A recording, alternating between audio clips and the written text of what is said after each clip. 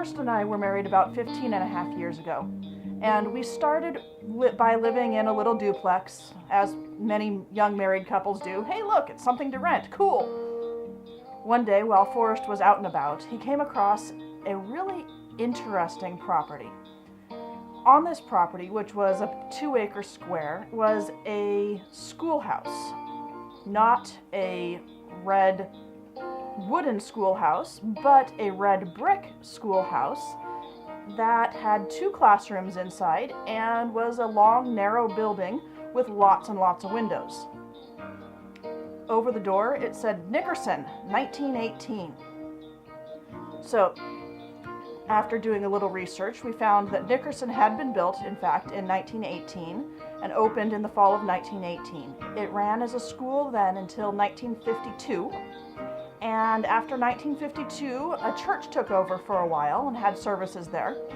They took the stage and cut a hole in it and put a baptismal in the stage and had services until, sometime in the 70s.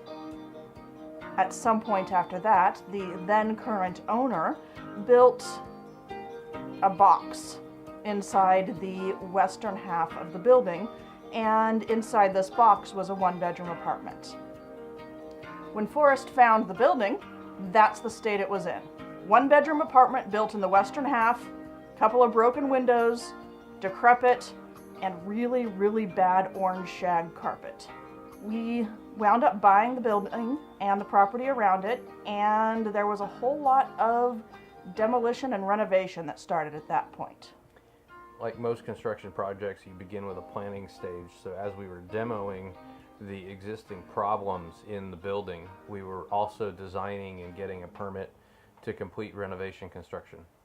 That construction involved laying out the building to pull out the history in the building and to make it functional as a living dwelling, also to update the amenities from 1918 or 1970 or whatever it was into the current amenities that homes have. And when we finished, we'd taken a historic building and we'd left the history of the large 1-room schoolhouse and the volume and the feel of the openness and all the things that went into the history of the building. But we'd also put 46 can lights in and, stainless steel appliances and brand new hickory, kitchen cabinets and all the latest amenities, walk-in shower. We had a clawfoot bathtub that pulled out the history, but it was, a nice add-on. We actually put it as part of the master bedroom. So we had a butler's pantry and a large laundry room. So each piece both spoke to history, but also spoke to comfortable living, big spaces, just a beneficial house. Forrest did a really great job renovating it. By the time it was done, it was beautiful. People thought it was magazine worthy and things like that. We had parties there, gatherings. It was easy to have groups over, and since I love to cook and we like to socialize, it was the perfect space for that. We took a little longer figuring out the outside. The backyard was weeds for quite a while. And then Forrest finally came up with a plan with what to do outside. So the exterior of the building, we took about an acre of it and sectioned it so it was divisible into the site that we wanted. We had a concrete walk-around path with grass and greenery shrubs, and we had bushes around the perimeter. We had vertical hardscape pieces, all kinds of things. After finishing the basic landscaping and the overall principles of the building and occupying it in the back end of 2005, we knew we needed a garage, and we also were thinking about doing events at the property based on having conversations with people. So I began a project to design and build a garage, which turned into a casita studio, which had 2 bathrooms on the back, which could be used as public restrooms, or eventually for a pool, if a future owner, or if we decided to go away from events. We actually never ended up really holding events on the property. We did one as a test venue, We had a parking area and everything, but we laid it all out. We had everything built. The garage structure alone was 1,400 square feet. So between the house and the garage, what is that? That 4,100 square feet of space that we developed in terms of under roof that we had access to. In addition to that, there were 6 bathrooms, there was 2 kitchens, a butler's kitchen. I mean, it was an estate, is what it ended up being. In 2010, our daughter was born. In 2012, our first son was born. And by the time 2014 rolled around, Forrest and I were looking at each other thinking, you know, when we're home, we're always within the same 20 square feet of each other. When we're not home, we're not home. And there's all of this space in this house that we're just not using. We had, since the beginning of our marriage, looked at and been intrigued by alternate styles of living. Live in a bus, live in a tiny house. We spent hours that year looking at tiny houses. I was pregnant with our second son, and we decided to go ahead and try to build one. We just had to figure out what things were most important to us before we finished the design process.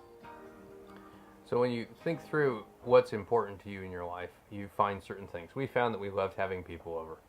So we needed a facility that could have 12 people for dinner. We find consistently that we love cooking, whether it's together or on our own. And so we needed a kitchen that could easily cook Thanksgiving dinner. We obviously have 3 young children, so we obviously needed full laundry facilities. And in doing research, a lot of the people I'd found who'd built tiny houses had settled for a shower that was like 20 inches in diameter, and it's just really not functional. And so the answer came, number one, we need to be able to design these things into the facility we're going to live in our future home. And in addition to that, if we can't get them in, maybe we shouldn't be living in tiny houses. And so I started designing, and I came up with a plan that can have 12 people for dinner without anybody sitting on top of anybody else, or as everybody likes to joke, nobody sitting outside. In addition to that, we have a stove with 5 burners, double ovens. We have a 5 by 5.5 foot walk-in shower. We have a full-size washer dryer.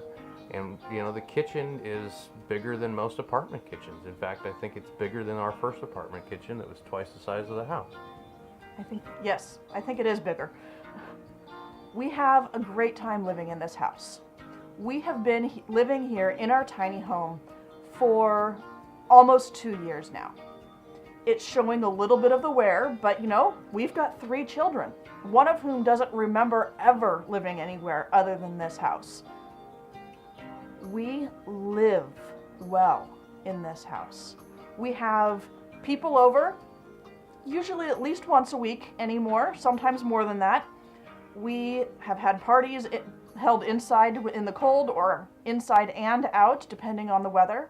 We travel. We have money for traveling because we don't have a mortgage. It's a good space for our family and our lifestyle that we've chosen right now. So ultimately, the story of Nickerson turns out to be a story of what kind of space do you need to live? And when we got done designing and we started building, we asked ourselves the question, what have we given up to move from 2,600 square feet of standard home space and 4,100 square feet of living space into 204 square feet of tiny house?